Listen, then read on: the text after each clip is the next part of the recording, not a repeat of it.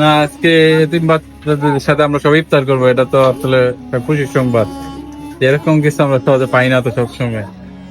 আলহামদুলিল্লাহ, সবাই এরকম আসবেন, এতিমদের সাথে ইফতার করবেন। আজ ময়মনসিংহের বাগেরকান্দা এলাকায় একটি এতিমখানায় এসে এতিম শিশুদের সাথে ইফতার করার সৌভাগ্য হলো আমার। ছোট ছোট এই বাচ্চাদের হাসির মাঝে লুকিয়ে আছে সত্যিকারের আনন্দ। জীবনের সবচেয়ে সুন্দর মুহূর্তগুলোর একটি এতিমখানা শিশুদের সাথে একসাথে বসে ইফতার করা। আল্লাহ যেন তাদের সবসময় ভালো রাখেন। বাগেরকান্দার এই এতিমখানায় এসে মনে হলো একটু ভালোবাসা, সময় দিলে তাদের মুখে ফুটে ওঠে অসাধারণ হাসি। আজকের ইফতারটা ছিল একটু ভিন্ন রকম, কারণ এটি কিছু নিষ্পাপ এতিম শিশুদের ভাগ করে নেওয়ার ভালোবাসা মুহূর্ত। আজকে আমরা আসছি বাগেরকান্দা যে এতিমখানাটা আছে, রওজাতুল কোরআন, ওই এতিমখানায়। তো এই কোরআনের পাখিদের সাথে ইফতার করার ফিলটা একটু অন্যরকম। তো সেলিম ভাই, আমি রাজা ভাই, আমরা আসছি তাদের সাথে আজকে একসাথে প্রায় 150 ছাত্রের সাথে একসাথে আজকে ইফতার করবো। আলহামদুলিল্লাহ। আজকা মাগফিরাতের কততম দিন? 3 না? আজকা মাগফিরাতের 2 দিন গেছে গা, 3 তারাবি আজকে। 4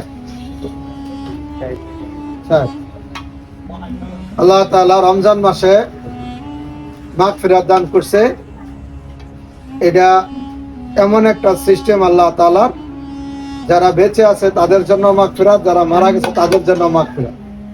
যারা মাহবুব অর্থাৎ আল্লাহকে মুহাব্বত করে ইবাদত বন্দেগী করে, রোজা রাখে, আমল করে, তাদেরকে পছন্দ করে আল্লাহ তাআলা কি করেন?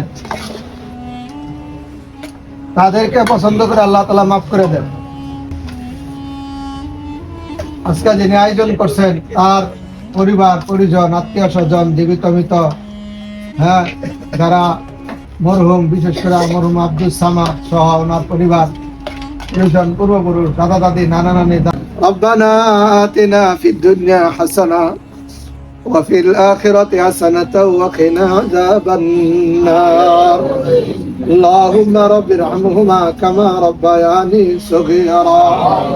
اللهم رب ارحمهما صغيرا.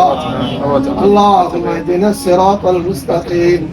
اللهم اهدنا الصراط المستقيم.